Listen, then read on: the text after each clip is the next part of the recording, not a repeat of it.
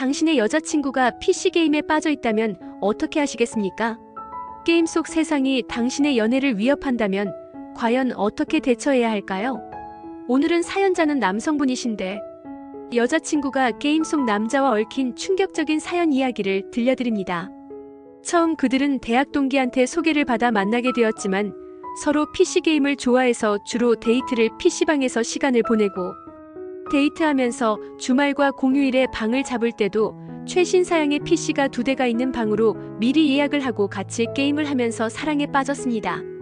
함께 웃고 떠들며 공유했던 시간이 그들에게는 무엇보다도 소중했습니다. 게임은 단순한 취미를 넘어둘 사이를 이어주는 중요한 연결고리가 되었죠. 하지만 시간이 흐르면서 게임이라는 연결고리는 점차 소외감의 원인이 되어갔습니다. 그녀는 게임 속 세계에 더 몰입했고 남자는 점점 외로움을 느끼기 시작했습니다. 그들은 함께 시작했던 게임 속 모험에서 이제는 서로 다른 방향으로 걷고 있었습니다. 어느 날부터인가 그녀는 점점 변하기 시작했습니다.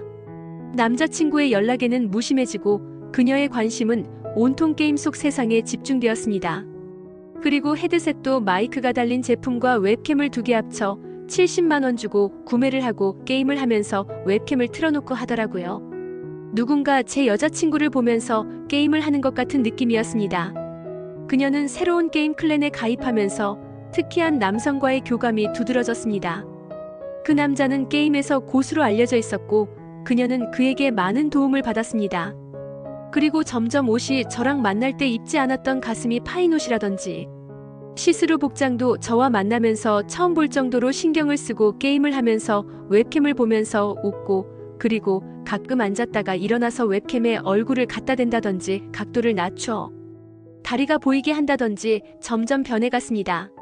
시간이 지날수록 화장과 옷에 신경을 쓰면서 레깅스와 스타킹 종류만 입는 거였습니다. 저와는 단 한 번도 그렇게 입지 않았습니다. 작은 의심은 곧 불안으로 바뀌었고 남자는 점점 더 그녀와의 거리를 느끼게 되었습니다. 그는 그녀가 점점 자신을 필요로 하지 않는다고 생각하기 시작했습니다. 그는 더 이상 참을 수 없었습니다. 결국 그녀에게 물었죠. 게임 속 그 남자 대체 누구야? 라고. 하지만 그녀의 대답은 그를 더욱 혼란스럽게 했습니다. 그냥 게임 친구일 뿐이야. 라는 말이 그의 마음을 진정시키기엔 역부족이었죠. 그의 의심은 점차 집착으로 변해갔습니다. 그는 그녀의 게임 플레이 시간을 확인하고 함께한 유저들의 프로필을 샅샅이 살펴봤습니다. 그럴수록 그녀와의 말다툼은 더 잦아졌고 신뢰는 점점 무너져 내렸습니다. 그는 우연히 그녀의 게임 채팅 기록을 보게 되었습니다. 그곳에는 믿기 어려운 내용이 가득했습니다. 그녀는 게임 속 남자와 너무나도 친밀한 대화를 나누고 있었고 너랑 게임하는 게 제일 즐거워. 다음에 만날 때는 더 오래 보자. 다음번에는 약속 잡히면 집에서 혼자 솔플 안 하고 손장난 안 하고 농축해놓고 먹여야지라는 말과 에너지 모았다가 한 번에 풀어야지 뭐 5판 돌자 7판 돌자. 다음번에는 갈아입을 거 5개 준비해. 이런 게임에서 쓰는 용어 같은 메시지들이 그의 가슴을 무겁게 짓눌렀습니다. 더욱 충격을 받고 화가 났던 건 심지어 그들은 게임 외에도 서로의 일상 이야기를 공유하며 마치 연인처럼 다정한 메시지를 주고받았습니다.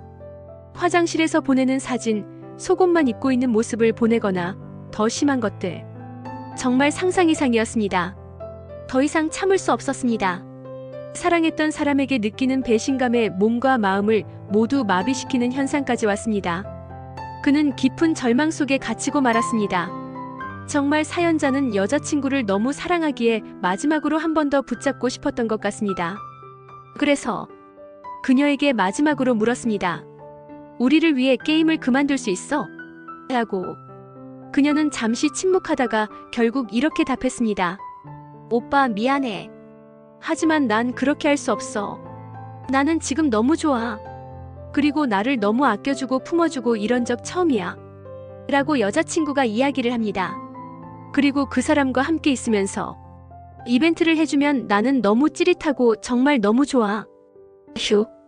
그는 더 이상 붙잡을 수 없었습니다. 사랑했던 만큼 실망과 상처도 컸기 때문입니다. 그래서 그는 너무 화가 치밀어 오르고 알겠다고 얼마나 가는지 보자. 다시는 보지 말자. 그리고 너 후회할 거야. 라고 하고 더 이상 연락조차 하지 않았습니다. 그렇게 여자친구한테 한 달 만에 연락이 왔습니다.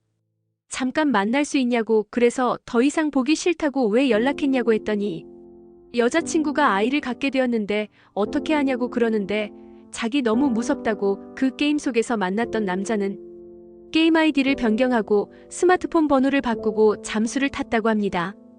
그는 머리가 너무 아프고 마음이 아픈데 어떻게 해야 하는지를 고민하고 있습니다. 그는 흔들리는 것 보니 아직 사랑하고 있는 것 같습니다. 그런데 그는 아이를 가진 여자친구에 뭘 도울 수 있는지 고민을 하고 병원을 같이 가야 되는지 고민이 된다고. 정말 바보 같지만 그런 상황에 처해 있습니다. 많은 이들이 한 번쯤 이런 생각을 해봤을 것입니다. 내가 그 상황이었다면 어떻게 했을까? 누군가는 싸웠을 것이고 누군가는 떠났을 것입니다. 하지만 그 어떤 선택도 쉬운 길은 아니었을 겁니다. 이 사연은 사랑과 신뢰가 얼마나 중요한지, 그리고 그 무너짐이 얼마나 큰 상처를 남길 수 있는지를 보여줍니다. 사랑이란 서로를 위한 선택과 희생이 동반되어야만 유지될 수 있다는 진실을 다시금 일깨워줍니다. 제가 여기서 개인적인 이야기를 하기에는 좀 어려운 것 같습니다. 하지만 남자분이 마음이 약하고 아직도 여자친구를 사랑하는 것 같네요. 시청자 여러분이라면 어떠한 조언을 해주고 싶으신가요? 제가 보기에는 남자친구가 참... 더 이상 말은 아끼겠습니다. 화가 나더라도 욕설은 안 됩니다. 아셨죠? 시청해주셔서 감사합니다. 안타까운 마음뿐입니다.